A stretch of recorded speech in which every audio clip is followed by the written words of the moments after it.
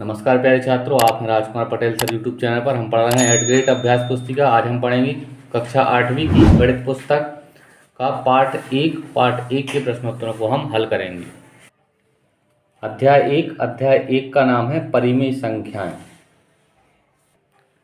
सबसे पहले बहुविकल्पीय प्रश्न है। प्रश्न पहला है, शून्य के लिए निम्नलिखित में से कौन सा कथन सत्य है। तो शून्य के लिए पहला ही विकल्प सत्य है, परिमेय संख्याओं के योग के लिए तत्समक।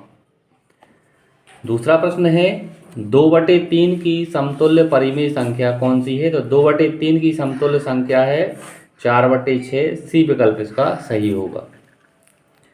प्रश्न क्रमांक तीसरा है, निम्नलिखित में से कौन सी संख्या अपने मानक रूप में है। तो मानक रूप में जो संख्या है वो 1/2 है। सी विकल्प इसका सही है। चौथा प्रश्न है, एक 7/2 मीटर लंबाई वाले कपड़े में से 5/3 मीटर कपड़ा काटने पर कितना कपड़ा शेष बचेगा। इसका बी विकल्प सही है, 11/6 इस प्रश्न का आंसर होगा। पांचवा प्रश्न है, एक आयताकार भूमि की लंबाई 17/2 मीटर और चौड़ाई 13/2 मीटर है। भूमि का परिमाप कितना होगा। तो इसका बी विकल्प सही होगा, 30 मीटर। आगे है छठवां प्रश्न, -4/9 धन -4/9 का मान ज्ञात कीजिए।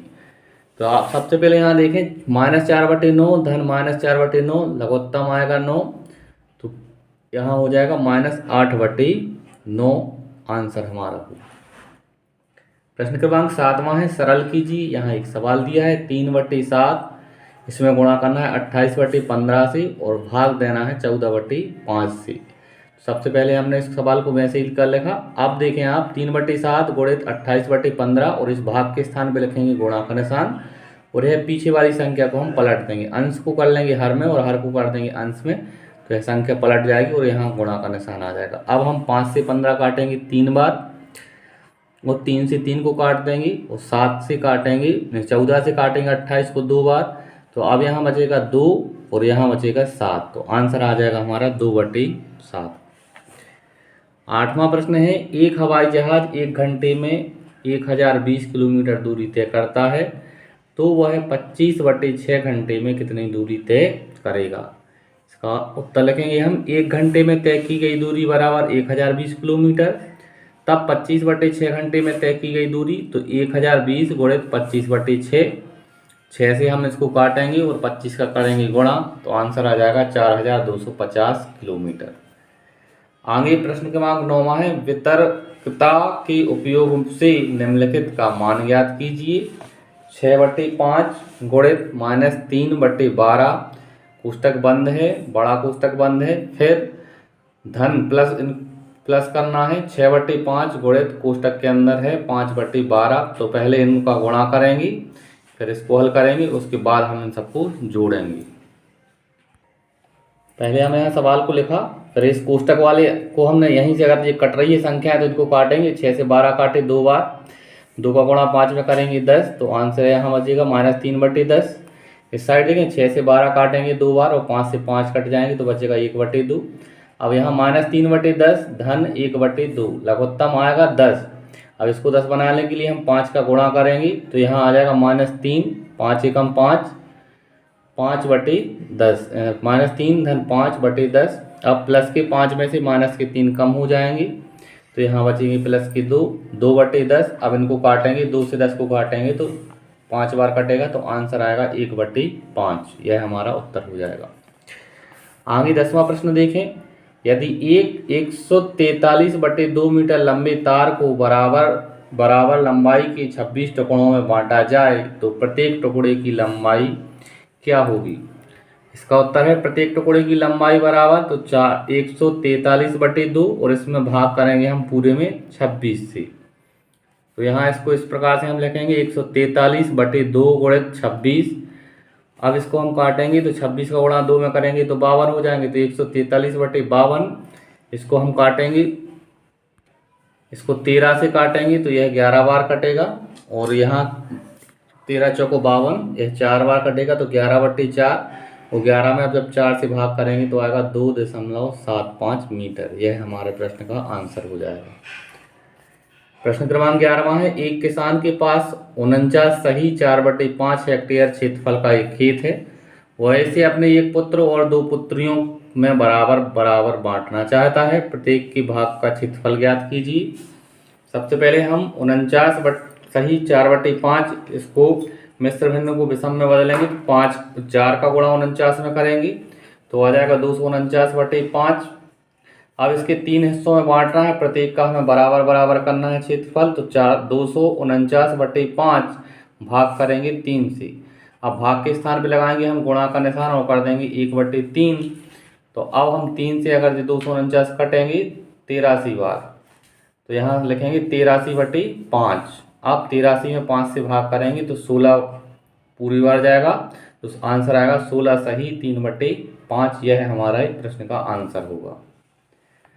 12वां प्रश्न है, क्या एक सही 2/3 का गुणात्मक प्रतिलोम 0.6 है? क्यों अथवा क्यों नहीं? इसका उत्तर हमें लिखना है। एक सही 2/3 बराबर 5/3 मिश्र भिन्न से विषम भिन्न बनाएंगे। इसका गुणात्मक प्रतिलोम 5/3 के ऊपर -1 की घात, तो यहाँ आ जाएगा 3/5। और 3/5 बराबर 0.6 होता है, इसलिए 1 सही 2/3 का गुणात्मक प्रतिलोम 0.6 है। आगे देखें 13वां प्रश्न है, नीचे दी गई सारणी कुछ सामान्य पदार्थों के उन भागों को प्रदर्शित करती है जो पुनः प्रयुक्त किए जाते हैं। पदार्थ हैं कागज, पुनः प्रयुक्त किया गया भाग है 5/11, एल्यूमिनियम के डिब्बे 5/8, कांच 2/5 और अन्य चीज़ें हैं 3/4। अब यहाँ पहला प्रश्न है, क्या कागज के पुनः प्रयुक्त व्यक्त करने वाली परिमेय संख्या 1/2 से अधिक है या 1/2 से कम है? तो हमें जो इस संख्या थी 5/11 बतानी है कि वह संख्या 1/2 से अधिक है या 1/2 से कम है। तो यहाँ पहले प्रश्न का आंसर होगा कि 5/11 जो है 1/2 से कम है। अब है दूसरा प्रश्न है, बड़े से छोटे क्रम में पुनः प्रयुक्त मात्राओं को व्यवस्थित कीजिए। इसका उत्तर है 3/4 बड़ा है किससे? 5/8 से, और 5/8 बड़ा है 5/11 से, और 5/11 बड़ा है 2/5 से, और अन्य इस प्रकार से। यहाँ अन्य एल्यूमिनियम के डिब्बे, कागज और कांच, यह इनका व्यवस्थित क्रम हो जाएगा। 14वां प्रश्न, 3 विद्यार्थी ए, बी और सी अपने घर से विद्यालय के लिए क्रमशः 5/4, 3/4 और 7/3 किलोमीटर की दूरी तय करते हैं। ए बी सी यहाँ अपने घर से विद्यालय की दूरी दी है, तो ए के लिए 5/4 है, बी के लिए 3/4 और सी के लिए 7/3 किलोमीटर की दूरी तय करते हैं। अब इसमें पहला प्रश्न दिया है कि विद्यार्थी ए और बी की दूरियों का अनुपात क्या है। तो हमें ए और बी की दूरियों का अनुपात बताना है। तो ए की दूरी जो है, ए बराबर है 5/4 किलोमीटर, बी यहाँ लिखा, सी यहाँ लिखा, तो ए और बी के अनुपात हो जाएगा 5/4 अनुपात 3/4।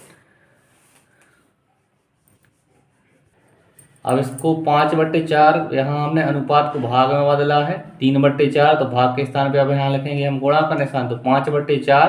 अब 3/4 को हमने लिखा 4/3 गुणा करके। अब इनको गुणा करेंगे तो 5 चौके 20 और 4 से 4 कट जाएंगे यहाँ से, 5/3 हमारा आंसर आ जाएगा। तो अनुपात हो जाएगा 5:3। दूसरा प्रश्न था, सबसे ज़्यादा दूरी किस विद्यार्थी द्वारा तय की गई है? तो इसका आंसर होगा सी विद्यार्थी द्वारा 7/3 किलोमीटर की दूरी तय की गई है। आगे देखें आप, प्रश्न क्रमांक 15वां है। प्रश्न क्रमांक 15वां है, नीचे एक मैजिक वर्ग दिया गया है। उचित संख्याओं को वर्गों में इस प्रकार भरिए कि प्रत्येक पंक्ति, स्तंभ और विकर्णों के योग बराबर हों।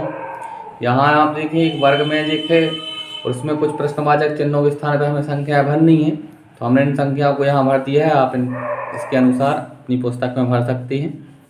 इस तरह से प्यारे छात्रों, इस वीडियो के माध्यम से हमने पाठ 1 परिमेय संख्याओं के सवालों को हल किया। इसी तरह से आगे के पार्ट के सवालों के लिए आप हमारे चैनल को सब्सक्राइब करें और वीडियो को लाइक करें। धन्यवाद। जय हिंद, वंदे मातरम।